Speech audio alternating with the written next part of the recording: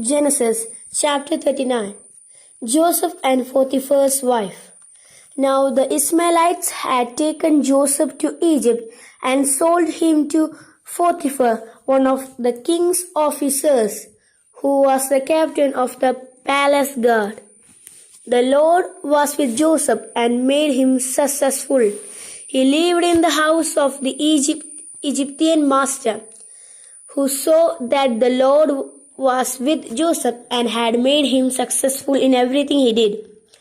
Potiphar was pleased with him and made him his personal servant, so he put him in charge of his house and everything he owned. From then on, because of Joseph, the Lord blessed the household of the Egyptian and everything that he had in his house and in his fields. Potiphar handed over everything he had to the care of Joseph and did not concern himself with anything except the food he ate. Joseph was well built and good looking, and after a while his master's wife began to desire Joseph and asked him to go to bed with her.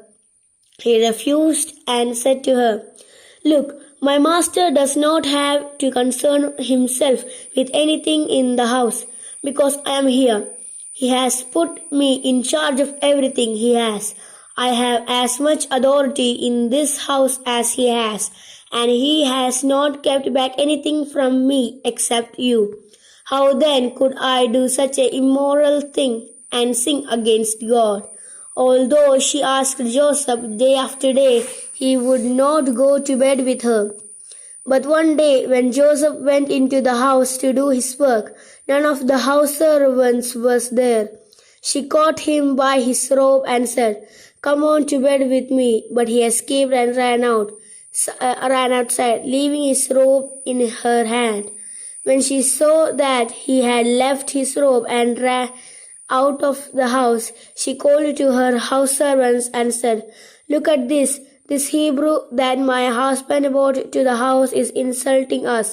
He came into my room and tried to rape me, but I screamed as loud I could.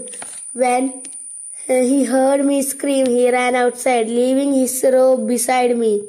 She kept his robe with her until Joseph's master came home. Then she told him the same story. "That Hebrew slave that you brought here came into my room and insulted me. But when I screamed, he ran outside, leaving his robe beside me." Joseph's master was furious and had Joseph arrested and put in the prison where the king's prisoners were kept. And there he stayed. But the Lord was with Joseph and blessed him, so that the jailer was pleased with him. He put Joseph in charge of all the other prisoners and made him responsible for everything that was done in the prison.